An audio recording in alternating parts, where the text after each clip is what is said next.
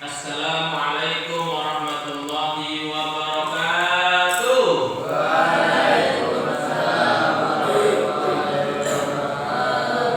Kaifa halukum? Alhamdulillah inni bil khair. Alhamdulillah bismil ahad as-samad lam yalid wa lam yulad wa lam yakul lahu kufuwan ahad. Allahumma shalli ala sayyidina Muhammad wa ala ali sayyidina Muhammad. Ubaila an nabtadi hadha at-ta'lim wa khairul ma nursilu hadayat al-Fatihah li mu'allif hadha al-kitab wa Syekh Ibnu Hajar al-Asqalani sa'an yanfa'ana bi ulumihi fi darain naqra'sa al-masani al-Fatihah. A'udzu billahi minasyaitonir rajim. Bismillahirrahmanirrahim. Alhamdulillahi rabbil alamin arrahmanir rahim maliki yaumiddin. Iyyaka na'budu wa iyyaka nasta'in ihdinas siratal mustaqim siratal ladzina an'amta 'alaihim ghairil maghdubi 'alaihim waladdallin. Amin. Baik, di hadzal liqa' as-sa'id kita akan membahas kitab Bulughul Maram karangan Ibnu Hajar al-Asqalani di babul haid. Ya. Sekarang kita lanjutkan, kalau tidak salah nomor 2-nya ya. Ya, hadis yang keduanya. Wa an Hamnah binti Jahsin qala, dari Hamnah bin Jahsin berkata, kuntu ustahadu haidatan kasiratan syadidatan. Aku sedang istihadah, ya, yang mana istihadahnya itu banyak sekali. Kemudian fa'ataitun nabiyya, aku datang ke Nabi Muhammad sallallahu alaihi wasallam, astaftihi, meminta fatwa atau meminta jawaban hukum. Faqala, kemudian Nabi berkata, Nabi bersabda, innama hiya raqdatun minasyaiton. Sesungguhnya itu merupakan raqdah ini darbah, pukulan dari setan. Artinya pukulan dari setan ini adalah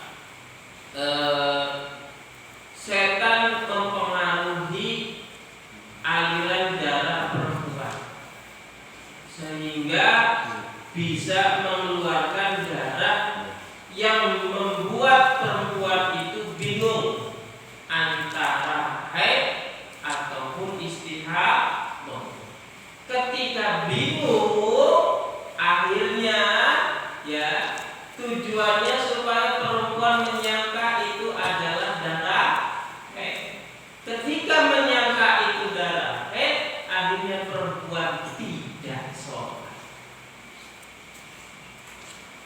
Maka emang setan itu berupaya yuwaswisu fi sudurin nas minal jinnati.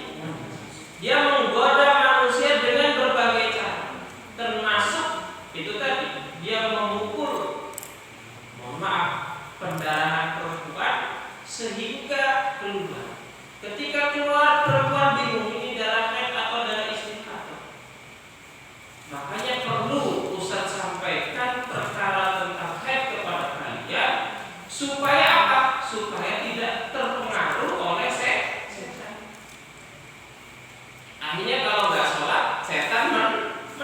Woi, aku berhasil, ya tak? Karena membuat tipu daya dengan darah.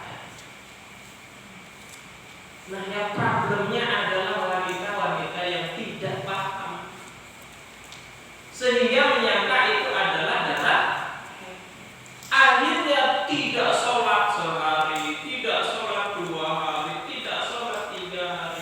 Naudzubillah, sampai tidak sholat berminggu-minggu. Paham ya? Paham ya? Maka Ustaz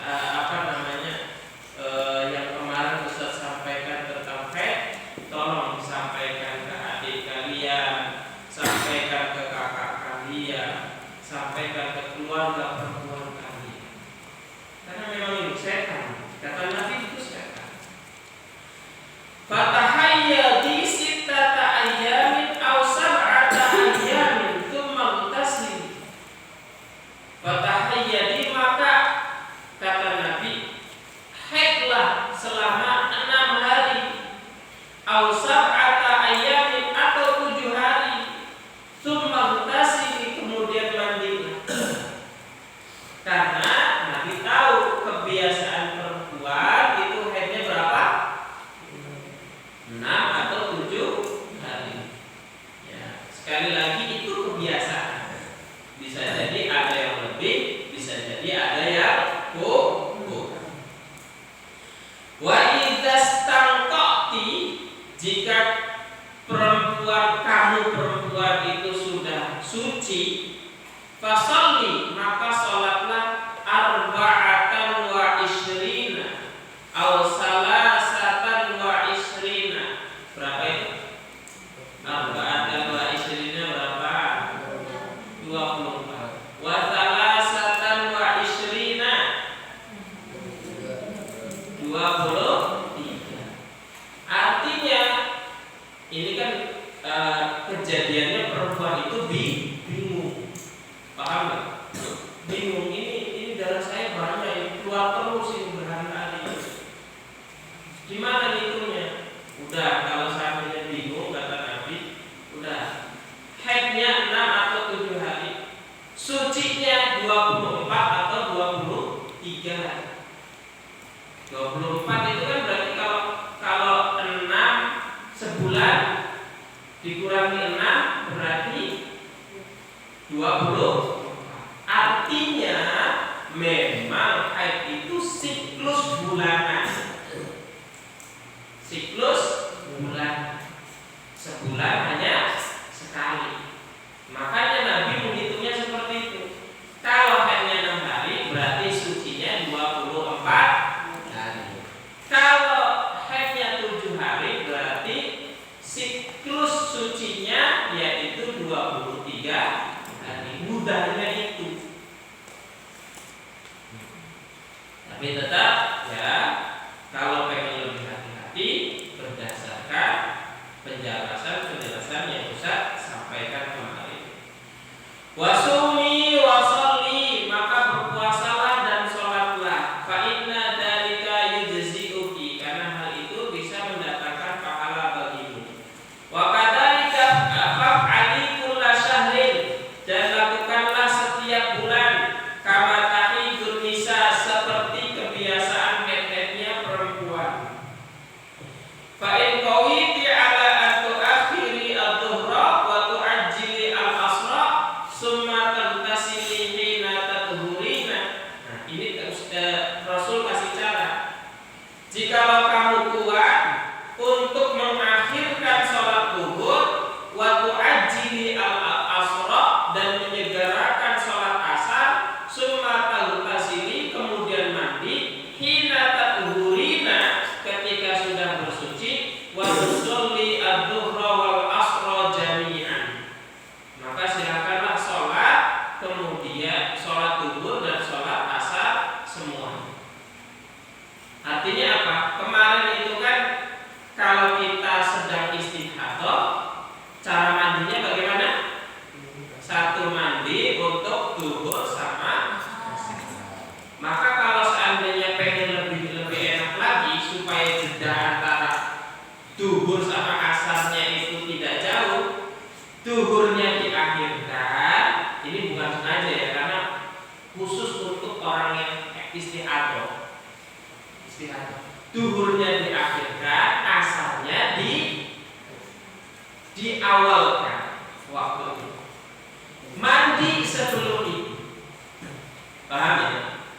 Ketika sudah mandi suci, sholatlah zuhur, nunggu sebentar, kemudian sholat asar. Sehingga efek bersuci dari mandi tadi itu masih ada ketika sholat asar. Paham ya?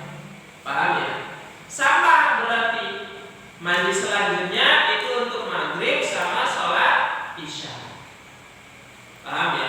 Khusus, lagi-lagi saya katakan, khusus untuk yang sedang istihadhah, maghribnya agak diakhirkan, ya, isyanya di awal. Mandi, setelah mandi langsung sholat maghrib, nunggu sebentar sholat isya. Subuh, kalau bisa sebelum subuh mandi, karena memang mandinya satu kali terakhir untuk subuh. Paham ya?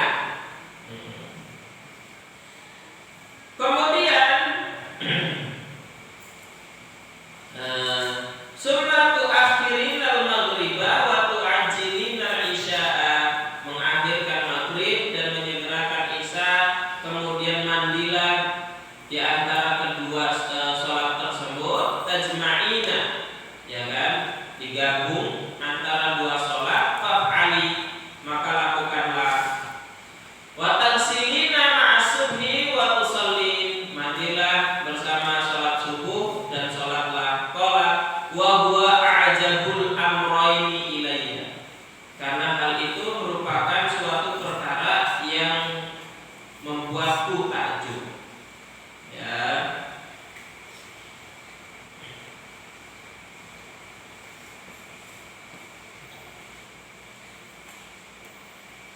Rawahul khamsah illa Nasa'i.